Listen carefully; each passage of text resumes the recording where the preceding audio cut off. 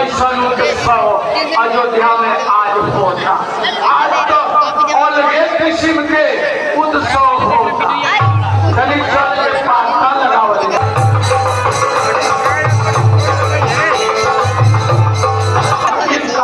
उत्सव इतना भारी बाप रे बाप, इसका आगे ऐसा उत्सव होता। कहीं हमरों के बताओ तोरा पता नहीं है यहाँ राम का वाला है, राम की राजा बनिए नानी यही खातिर उत्सव मनावल जात बा। इधर अरे रानी के कहां अधिक समझाओ रानी को बढ़िया से भाई। तू कहां रह रे न पता तोरा कहां रह देश छोड़ के ना।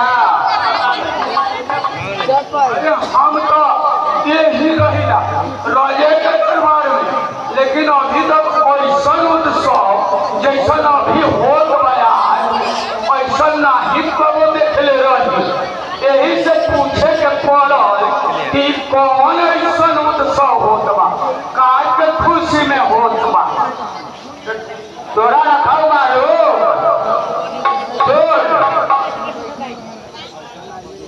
राम के राज तीरथ होके बड़ा बा, यही से उत्सव मनावल जात बा। राम के राज तिलक होत बा। अरे बापा रे बापा, राम के तिलक नहीं होलक तक इतना खुशी, और जब राज तिलक हो जाए तब तो खुशी के ठिकाना। बाप रे बाप, मैं देखती हूँ कैसे राम का तिलक होगा, मैं देखती हूँ कैसे होगी तिलक। अरे बिचार बोलती गुजाती तो हो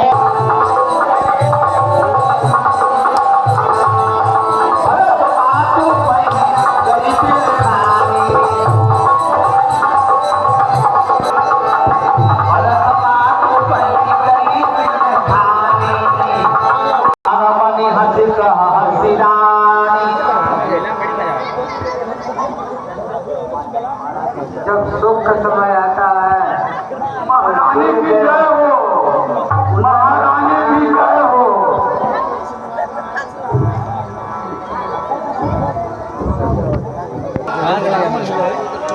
अरे दादी, आज क्यों उदासी हो तुम बताओ।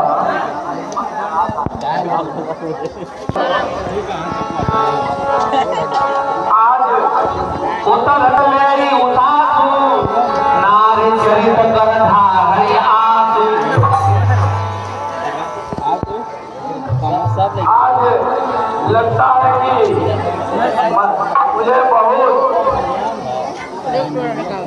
मुझे बहुत आंख से आंसू आ रही है।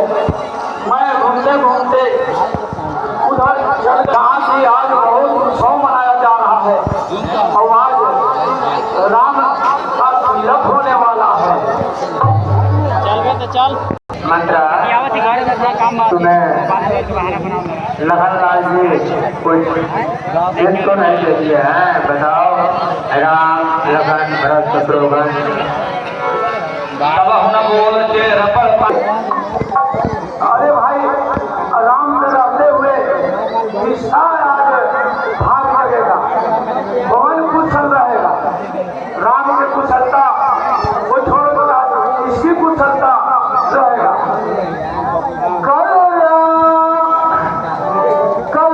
इसका पुस्तकाया से राज किया, वो तो भाग सताएगी, वो तो भाग सरा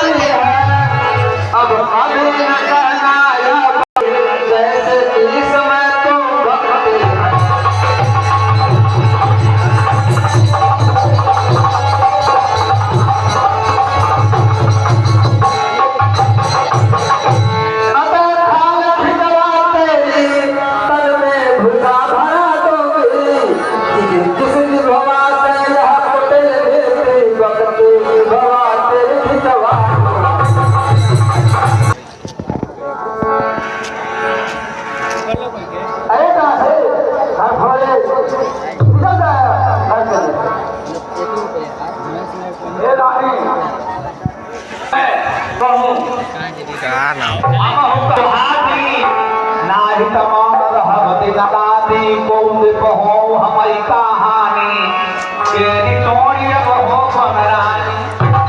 हमें लाभ होगा, कोई राजा बने चाहे कोई रंग बने, इससे हमारा कोई हानि लाभ नहीं।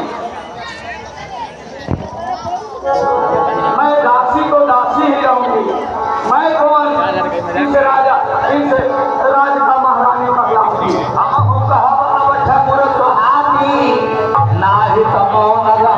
बार बार अगर पूछ रही है तो हे रानी एक सुनो, तुम्हारी हित की बात मैं बताती हूँ।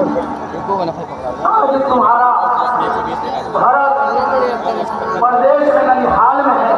अजय भरत भूपन यौरे राम मातु मत जानव रौरे चतुर गंभीर राम महतारी। भरत ननिहाल में है। और चतुर रानी मीठी मीठी बातों में राजा को बहला फुसला कर भरत की अनुपस्थिति में वो राम के आज राज तिलक देना चाह रहे हैं। साल तुम्हारा हमको जो सही बात सुहाई है, जो अच्छी लग रही है, मैं तुम्हारी हित की बात को मैं बता रही हूँ, जिसमें तुम्हारा हित हो। इसलिए मैं तुम्हारे पास आकर तुम्हारा नहीं हूँ। यदि मान जाओगी तो इसमें तुम्हारा ही हित होगा। हे रानी, मैं तो दासी की दासी ही रहूंगी। मैं न तो इस राजमहल की रानी कहलाऊंगी, न तो जरा विचार कर देखो जो तुम्हारी सौतन है वो कितना चतुर है, तो कैसे राजा को अपने बातों से अपने में मिला लिया और अपनी बात को मनवा लिया। लेकिन तुम हे रानी इस तरह तुम ऐसे सीधी साधी हो, तुम कुछ नहीं जानती कि राजा तुम्हारे साथ क्या कर रहे हैं, रानी तुम्हारे साथ क्या दुर्व्यवहार कर रहे हैं। तुम तो बिल्कुल सीधी साधी हो, तुम कुछ नहीं जानती। इसलिए मैं तुम्हारे हित की बात को मैं बताने के लिए तुम्हारे पास आई हूँ। लेकिन तुमने तो ऐसी बातें कही कि मैं तुम्हारी जीव खींच लूंगी। ऐसी बातें दोबारा मत कहना। इसलिए मैं डर के मारी तो मैं कुछ नहीं बोल सकती, फिर भी साहस करके मैं कुछ तुम्हें बताना चाह रही हूँ। हे रानी, तुम जरा अभी विचार करो, अभी सोचो। अरे दादी, मैं तो रात में भले बुरे स्वप्न देखती थी। हे दादी, मैं तो सीधा स्वभाव का हूँ, मैं कुछ नहीं जानता, लेकिन तुम मुझको बढ़ती होकर। हे महारानी, यही सीधी साधी का तो उन्होंने फायदा उठाया है। तुम्हारे सीधी साधी का ही उन्होंने इसका लाभ उठा रहा है। हे महारानी, आप जरा विचार करो कि भारत जब राम का जब राज तिलक हो जाएगा तो तुम्हारा भारत दास होगा, और जिस महारानी का पुत्र राजा होगा तो तुम दासी ही कहलाओगी, महारानी नहीं कहलाओगी। इसलिए तू वरदान भूप सन ठाकी माधवाद जुड़ा बहुठानो। मैं जो बताऊंगी अगर तुम सुनकर हमारी बातों में आ जाओ, हमारी बातों को अगर मान लोगी जो मैं कहती हूँ, तो तुम्हारा काम बन जाएगा। तुम जरा ध्यान से सुनो जो मैं बता रही हूँ। बताओ, एक समय अंतपुर में राजा गए थे देवासुर संग्राम में। उस समय जब संग्राम करते करते उनका रथ का पहिया टूट गया था, जब उनका प्राण संकट में था, तो हे महारानी, आप भी उस राजा के साथ में गई थी। जरा याद करो उस दिन का बात तो मैं क्या कहूँ, याद मैं गिरा रही हूँ, तुम याद करो। देवासुर संग्राम में जब उनका पहिया रथ का पहिया टूट गया था, तब उस समय तुम उनकी प्राण की रक्षा की। तब उस समय राजा ने तुम्हारे ऊपर खुश होकर जो वचन देने के लिए कहे थे, तो आपने कहा था कि हे महाराज, ये जो दो वचन आप दे रहे, इसको आप रख लीजिए, ये मेरा घाटी रहेगा। जिस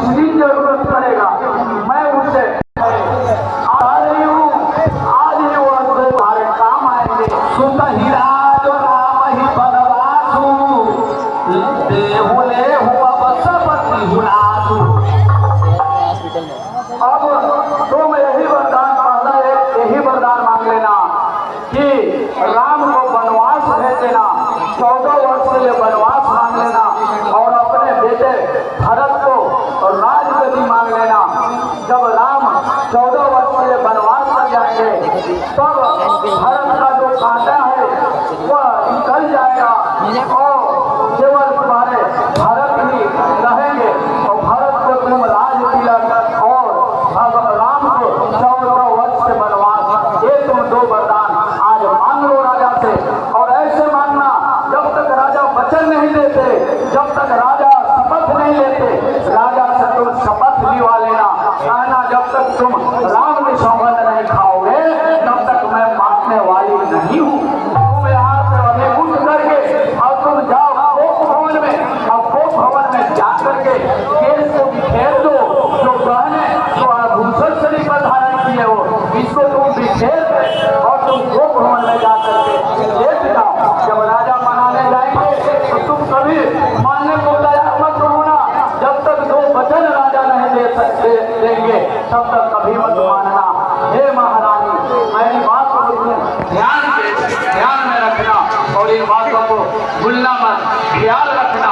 तब देखो तुम्हारा राज तिलक होगा और तो राम 14 वर्ष के लिए वनवास जाएंगे। जाओ विधि पूरब मनोरथ काली, कराओ तो है चकटूट हरियाली, बहुत चेरी आदर देई, कोप भवन गबनी कह गई।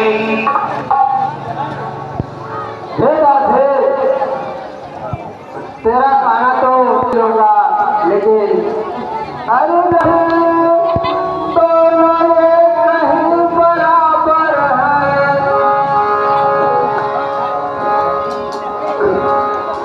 राम भरत दोनों एक कहीं बराबर। और भरत की ओर देखती हूँ तो भरत से बढ़ करके राम है। मैं किस उनको मैं वनवास दूंगा। हे महारानी, यह बात को तुम कभी मत भूलना। जो मैं कह रही हूँ वह बात को मानना और जो वचन दिए थे वो वरदान आज मांग लेना। हमारी कही हुई बात को मानो। जैसे पहला वर मांगना, अरे पहला बड़े भरत को राज तिलक, और दूसरा वर राजा से कहना कि दूसरा वर सुन मत उदास हो, यदि मुझे वरदान देना चाहते हैं तो सौगंध राम की।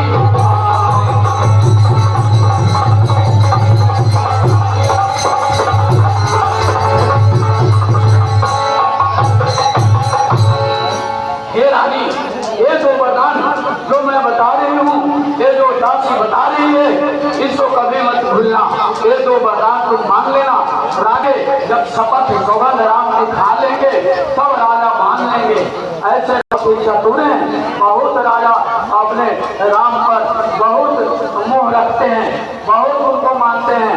तभी तो तुम्हारा बेटा भरत ननिहाल में है और उनको आज रात तिलक की तैयारी कर दिए।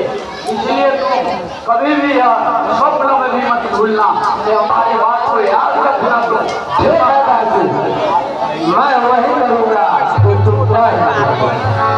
अरे कोप भवन गबनी कह